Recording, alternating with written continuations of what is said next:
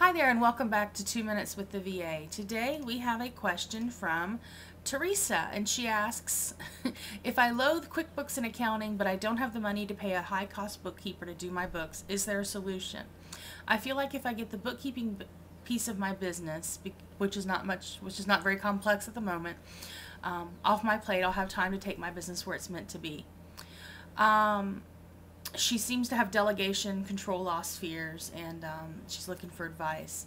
As a bookkeeper, I'll tell you that most bookkeepers, especially the good ones, can do it a lot faster than you ever could. I have clients that say, oh, it takes me 10 hours to do this, and it'll take me 5 or so.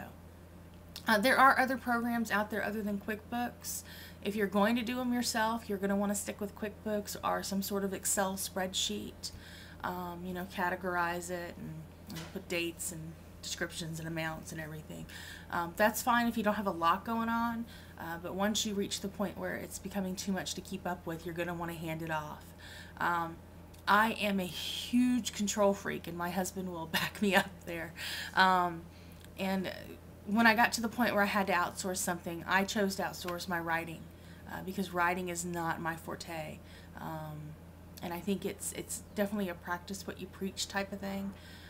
So I gave that up, and it kind of got addictive. I also ended up giving up my website, and I gave up this and this and this. And it allows you to focus more on your own business and what you should be doing.